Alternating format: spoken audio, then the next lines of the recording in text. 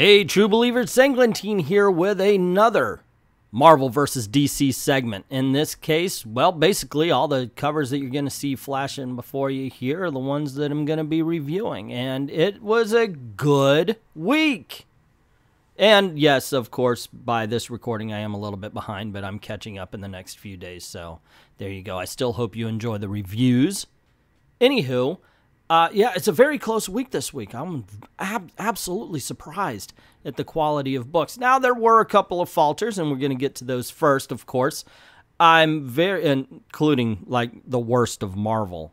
The worst Marvel has to offer is this week. But thankfully, the best they had to offer is here as well. And you're going to see a very close race, a lot of good reviews. For those of you who don't know, what we do is we rate 1 star is awful, 2 stars is bad, 3 stars is average, 4 star is good, and 5 star is excellent. Then we take the average to find out who was actually the better of the 2 publishers for the week. Because we really do roast Marvel a lot. We want to find out, book for book, are they actually as bad as we say they are? And for a longest time, yeah, they really are. But we're going to review them honestly. We're going to give an honest opinion, what we thought about it. We're not going to lie to make anybody feel better about a book or anybody feel worse or to make one look better than the other. So here's a whole bunch of honest opinions about a whole bunch of books released this week. The 1-star books are the worst of the worst, the ones you should definitely avoid. Bombshells United Chapter 9. So, originally, when this book first started, I thought it was going to be pretty good. At least, you know, along the lines of the original Bombshells, because that ended up being pretty good. That's 100 solid chapters. I enjoyed it. This one, however, it fell. So it goes about as deep as a freaking Dixie cup. Seriously, it's ankle deep. And instead of delving into a story that deserves it, the imprisoning of the Japanese during World War II, it just serves up a whole bunch of freaking dinner menu platitudes and has no depth whatsoever. Ooh, them things is bad. And then it tries to tie it to modern day, which it's like, guys, really? No, because it's 2 different things. I mean, you know, I appreciate your heart's in the right place, but no, guys. So, yeah, ankle-deep politics, art that's questionable. This is a fail, guys.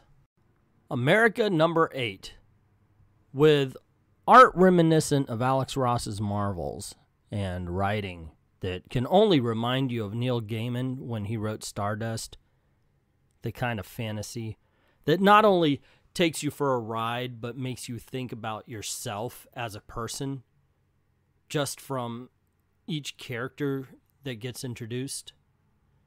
That is what we are represented with here in America number 8.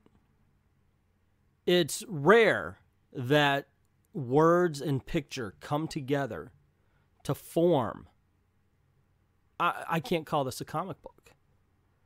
This is, in fact, a graphic novel in every sense of the word.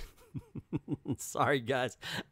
I could only hold out for 50 seconds. Yeah, this book sucks.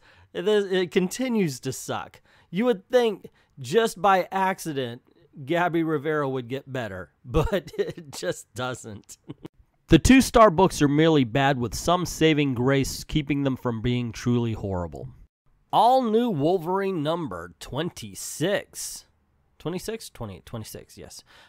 Is, in spite of this awesome-looking cover, quite boring.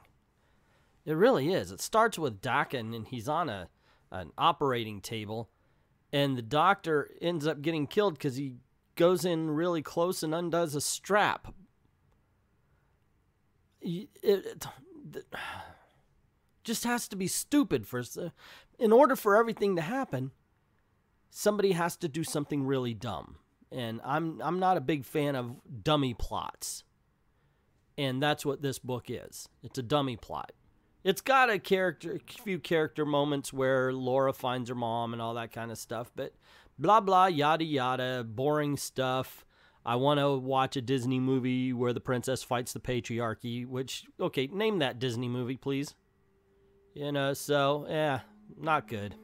Gotham City Garage, Chapter 8, where basically we have the Gotham City Garage statues come to life, and it is amazingly average and sometimes boring with bad art. Yeah, there's not much good to say about this book. I can say this, at least the action picked up. We have Nightwing in it now. That's good. And this issue did pick up from the last issues as well. It's not as bad. They began to lose my interest, to tell you the truth. I just, right away, it's like the first issue, I was like, oh, okay, this might actually be decent. This might be good. But following that, it's just been going downhill. However, this one did pick up just a little bit for the action, not for the story. In the end, it's an easy read that more than likely you're going to forget 5 seconds after you're done. The 3-star books are merely average. You might like them, you might hate them. For us, it just didn't move the needle.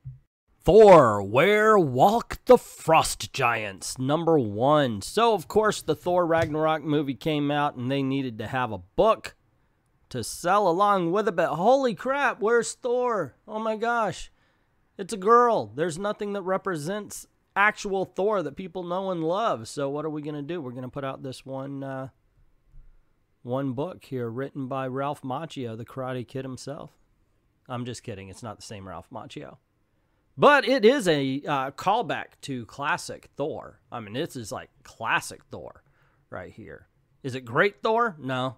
But it's definitely classic Thor with the thous and the these and the over-the-top Shakespearean style language that tries to make everything seem so much more weighted than it actually is, even though it's the silliest story you could possibly imagine.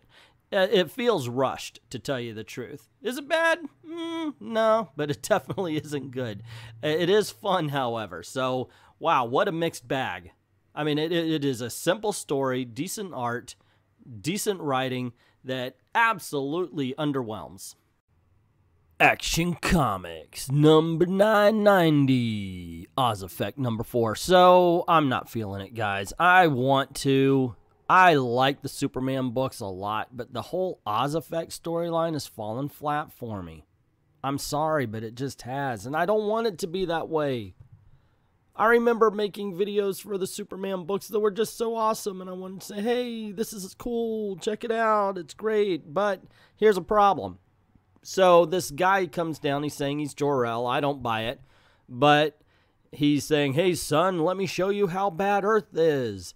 And so you have 2 warring tribes in Africa. You have gang members trying to do violence against each other. You have drugs sold. You have everything that happens every day. I mean, come on. He's saying, oh my gosh, people are evil. It's Tuesday. It's just another day. And okay, yeah, that's not, a high review of humanity, but come on, Superman's lived with this before. I don't know. The book's kind of average. I just wish they would pick it up because the premise so far seems to be going absolutely nowhere. Weapon X #10. Okay, so after the whole weapons of mutant destruction, there's this Hulk that's being controlled by the woman who created. She's getting pissed at him because she wanted the ultimate killing machine, and this is a Hulk with Wolverine claws because what the Marvel Universe needs is more things to hurt the Hulk brand. Oy vey. And the rest of Weapon X with Stryker's head and body are going to find this new Hulk Wolverine hybrid while it is trying not to be the killing machine it was made to be. So basically we've got the plot of the Iron Giant with mutants. It's bland. There's nothing special here. It's an easy read. I'm not going to take that away from it. You might read it and go, oh, okay, well, this is not, bad. Compared to other Marvel titles, it's not bad, but it definitely is just boring. Amazing Spider-Man 790, The Fall of Parker is, well, it's kind of a mixed bag, really. The cover's awesome, by the way. These Alex Ross covers really do hit every time out, and there's just no questioning that. The rest of the question is, how's Dan Slott treating our boy Peter Parker and Spider-Man? Now, of course, he had him I'm not even sure what happened. It's like, oh, I'm destroying the company. As of now, it's all gone. Do companies really work that way? I mean, yeah, it's to the point where like he's talking to employees, and because they worked for him, they lost everything. I mean, I understand getting laid off, but damn, it seems like such a comic book villainish way to deal with trying to get him back to regular Peter Parker. I don't know. It's an average book. It's not horrible, but it's not good. DC House of Horrors #1. This is an anthology horror book, and it is exactly like every other anthology book. It's a mixed bag. Some are great, some are good, some are bad, and some are absolutely horrible. And then there's the one that first starts out. You have it's a creature story with, gosh darn it, Martha Kent. And she is being attacked. And just right in the middle of it, it's like, oh my gosh, this monster is chasing me. Screw Trump. It's just weird. It comes out of nowhere. The story here with Harley Quinn being a ghost is awesome.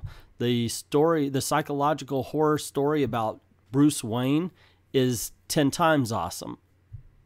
The story about Wonder Woman possessing some woman is decent. You know, I mean, it is a mixed bag, but overall, is it worth it? If you can find it on sale. I wouldn't pay a premium price, but it's definitely worth it if you can find it on sale. Jean Grey #8, and she is walking through the mind of the White Queen so she can find a piece of the Phoenix. And I like the way that sometimes they manifest mental powers. And this is done okay. Unfortunately, if you ever saw the movie Inception, it's exactly that. White Queen is unconscious, Jean Grey's walking around, and all of the people in her mind, in the memory that she's going in, is just like they do in the movie Inception, where they're looking at her going, hey, you don't belong here, we're going to kick your ass. So they're basically trying to kick her ass and get her out of the mind. So, yeah, been there, done that, seen it all before. It's not bad. I'm going to give it credit where it's credit is due, but, yeah, you've seen it. Moon Girl #24. Well, Moon Girl and the Devil Dinosaur, but is crossed out. And in this one, she's looking for a new partner because the Devil Dinosaur went back to its own time. This book is exactly why I said that she should be out of the Marvel Universe. Yeah, definitely not canon. I mean, she could be in the Marvel Universe, but make it a, like I said before in an If I Wrote, she should be like Walter Mitty, where it's an imagination thing, or just take her outside of the central Marvel Universe. Because obviously this is written for kids, and it's written with no continuity, no sense of history, no sense of what the heroes are supposed to be in their own right. And I think it would work on that. It's not a bad book for kids, but I just think it would be best if they completely embraced it and made it its own thing. In Justice 2, Chapter 29, we see basically Wonder Woman, Diana Prince, imprisoned. Ares is talking to her about a weapon that will end all wars. And we see that Supergirl is being, well, kind of groomed to be a spy on Themyscira Island. And it's a very talky issue. There's not a lot of action, but it's still, the dialogue itself moves at a very quick pace, and you get a lot of story to it. So the dialogue is sort of the action. And it tells a pretty decent story, and it tells it well. And yeah, I kind of enjoyed this. That being said, it's not excellent or anything, and it's definitely a part 2, 3, 4 of the overall arc. So that kind of works against it. In the end, though, entertaining. The 4-star books are good. These are the stories and comics we can actually recommend. The Punisher Platoon #2 So the first issue, when I reviewed it, I said it was a lot of sound fury signifying nothing, a lot of dialogue that gave us no character or story. Nothing really moved in it. This, on the other hand, is quite different. The dialogue has something to do with what's going on. We're given character as we're seeing action. This is definitely a step up from the last issue. I'm not a big fan these days, I think, if I'm looking at myself, of the whole writing for the trades, and I know that's standard now. But there's a good way to do it and a bad way to do it. First issue, bad. Second issue, good. It's moving the story forward, making us want to see more. I have a lot more confidence in the story as a whole now, thanks to this issue. Ben Reilly, the Scarlet Spider, number 9. I have to say, I am an unfan of Ben Reilly. I really am. Never cared for it. Ever since the original, never. But you know what? This is a fun title. I enjoyed this. This is classic Marvel right here. Peter David can weave a tale that you want to read. Can't take that away from him. I had fun with it. It's very simple. Yeah, we meet a character named Ricochet. He's wondering who this guy running around in a suit naming himself the Hornet is, because he used to partner with a guy with the same name, and this one is not him. They have to infiltrate a building. And I thought that kind of went well and clever. It was entertaining. I'm not saying it's the best thing in the world, but I'm just saying that, you know, for your money, if you like comics and such, you like the Spider Saga, the Spider Family, this one is pretty good. Batman the Merciless, number 1, a Dark Knight's Metal tie-in. So this wasn't as impressive as the last few. I put it on par with Red Death, and tell you the truth, I'm going back and forth with it. I recorded a full-length review, and you couldn't really tell what I thought. I mean, it's back and forth, and that's pretty much what this is going to be as well, just more of the same.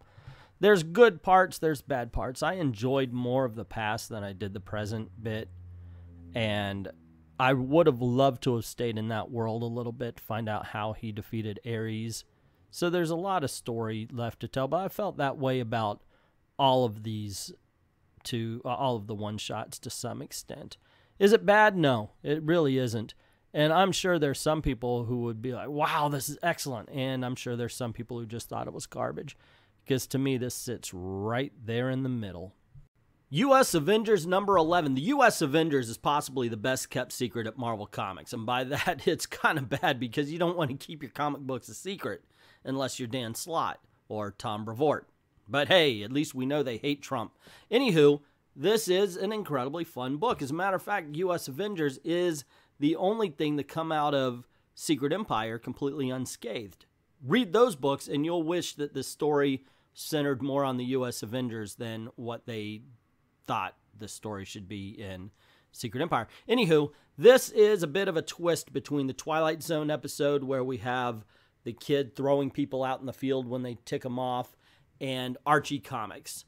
You have Sam Guthrie is prisoner on a world where he is supposed to act like a member of the Archie Comics group, and the rest of the U.S. Avengers are searching for him and trying to help him. It's fun. It's sometimes funny. There's a mystery to it. It is very entertaining. Good book here. Detective Comics 967, A Lonely Place of Living. So Jason Todd returns, and along with him comes a future Batman that is Jason Todd. And, oh my goodness, what to say about this one. It's good, and yet it bothered me. And this could be just me nitpicking or trying to find something wrong with the book. By the way, this cover is awesome. Cover of the week, I think, right here. Amazing looking. I just love the way Batman looks in the fog there. Anyway, they have to do this thing where the Batman from the future is the most badass of all Batmans, and he can beat everybody. Not just anybody, but he could beat everybody. And so, on one hand, I'm really loving this story, but on the other hand, I'm like, really? We're going to do this again? You have to weaken your other characters to make this one look better? And that's how I got it. I mean, I would love it if I saw this new Batman take everybody out one by one because he acts like Batman rather than just he can even overpower our modern day Bruce Wayne and such like that. But still, good story. I still recommend it. I think it's good. It's just that was a little bit of a nitpick. And the 5-star books are the best of the best, the ones we highly recommend for the week. The Silver Surfer, number 14. Now, I understand that for most of the people who subscribe to my channel, Dan Slott is no favorite of theirs. And for those of you who know about him on Twitter, even less so. And this book, if you read it, will absolutely piss you off. Because you will know how much his talent is being wasted with every freaking tweet. With all the drama he chases after, what he should be doing is this. And this book should have been promoted. This is a Silver Surfer love story. And yeah, it gets a little cheesy at times. It's definitely a little sappy at times. But in the end, it works. And it works perfectly. I mean, you know, with Allred's art and Dan Slott actually doing his job, yeah, I can recommend this one very highly. Thanos number 12. So I've been saying all along that Thanos is a good book, and this is no exception, really. This continues from where the last issue left off, with Thane showing up to fight Thanos, and he's got the Phoenix inside of him, and it's a bit of a showdown. What I really like about this book is it does not follow the other books that try to make or try to focus on a villain. A lot of them try to turn that villain into some sort of anti-hero or anti-hero, whatever you want to call him. Instead, they let Thanos be Thanos, and that's what we want to see. They let Thanos be evil. They let him be the bad guy. We're not really rooting for him, because he's the bad guy. But still, for some reason, you do, and you like it. Everything is good about this book.